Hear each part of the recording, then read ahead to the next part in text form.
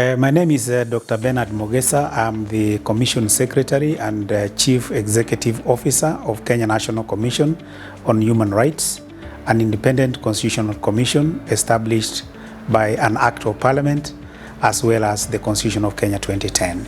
My duties is to ensure that the Commission runs, the Secretariat runs, and all issues of accounting, accountability, and the day-to-day functioning of the Commission is done by my office.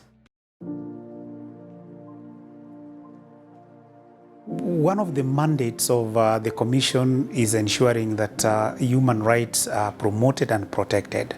Therefore, our engagement in national elections ensures that the right to vote, for example, the right to be voted are eventually realized by the Kenyans. Now, monitoring as a commission ensures that the people have the option of choosing their leaders without intimidation. We do public education to ensure that the right messages about elections are done. We also reach out to various government institutions, including the security agencies, to ensure that during the election, people have that freedom, to vote without any intimidation at all. And through institutional reforms, we do have the mandate of monitoring the elections. So in monitoring, first of all, we ensure that there is adequate legislation guiding the electoral processes, and at the same time then the Commission educates the members of the public about the electoral processes and their right to vote and their right to be voted. The Commission in essence therefore works with other institutions very, very closely with the IEBC, for instance, and we get accreditation to monitor the election. The Commission further undertakes what we call scenario mapping, where we look through the counties in the Republic and sometimes trying to establish where we may have hotspots, for instance, and then we develop scenarios, interventions that are quite relevant in our monitoring of the elections. Then in addition to this, we deploy staff as well as election monitors across the Republic. These teams are adequately prepared through training to enable them monitor the election. The Commission also sets parameters within which this monitoring, for example, is done. And we also go hand in hand with IEBC, what IEBC has given, for example, when the polling centers open, when they close, adequate security, voting materials, and the handling of the voters, and including even violent scenarios within the polling centers. So it is a kind of holistic, monitoring process where the Commission ensures that the standards, the international standards of the electoral process are also enshrined within the electoral, cycle in the Republic of Kenya. Therefore, our engagement in national elections ensures that, the right to vote, for example, the right to be voted, eventually realized by the Kenyans. Now, monitoring as a commission ensures that the people have the option of choosing their leaders without intimidation. We do public education to ensure that the right messages about elections are done. We also reach out to various government institutions, including the security agencies, to ensure that during the election, people have that freedom, to vote without any intimidation at all. In addition, also, the Commission has developed, a matrix where we have looked at all the elections that we have monitored and the issues that were captured in our reports, the kind of actions that have been taken, those actions that have not been taken, then to inform the next, election in terms of monitoring and engaging the various duty bearers in ensuring that 2023 general election indeed does not have a repeat of some of the violations that were recorded in the previous elections.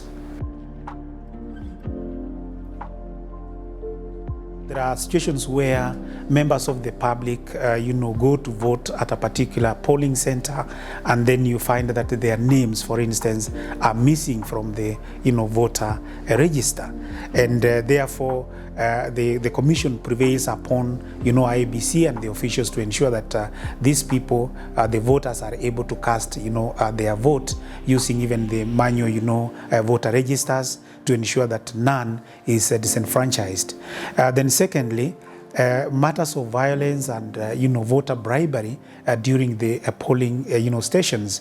This is even against the law, and in many times some candidates have perpetuated this issue of bribing the voters in order to kind of buy them to vote for them. The very worst kind of scenario we have witnessed as a commission is where gender-based violence is used as an election weapon across board. We have seen, for example, raping of children, raping of women, sodomy of men, for example. And indeed, in one of our reports, we did capture in 2017, for instance, that 55% of the electoral violence and human rights violations were perpetuated by the security agencies, while 45%, interestingly, were perpetuated by the citizens. And therefore, the Commission has analyzed what kind of situations arise among the citizens that constitutes the 45%. And in the 2022 general election, the Commission has zeroed in on this to ensure that such kind of percentages do not manifest themselves again in 2022. The Commission has been monitoring the elections over time, and we are known for producing, election reports. And from those election reports, for example, in 2017, we did 4 election reports. The campaign reports, the party primaries, then the election itself on August of that year, and the repeat presidential election, as well as a very special report on sexual gender-based violence. So the kind of scenarios that we were able to record, the actions that the Commission did, and even those that are still pending, are formed part of what we are really going to lay emphasis on. We have gone further as a Commission to then develop an election strategy. And in this strategy, therefore, it incorporates the lessons from the previous elections and how this will help us to effectively monitor the 2022 general election.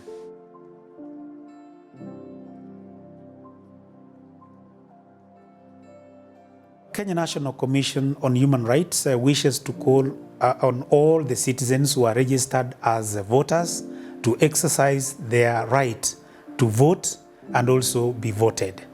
The Commission also calls upon the political leaders during the campaigns to ensure that the campaigns are peaceful, the campaigns are non-violent, and ensure that the rule of law prevails during the campaigns.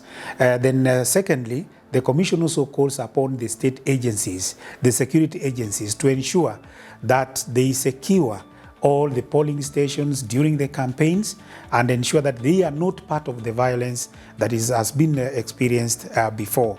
And of course, as a Commission, we would like to tell Kenyans that elections come and go, we elect leaders, but we must ensure that Kenya remains one. We are one people, we are one nation, we are one citizen. Asante sana.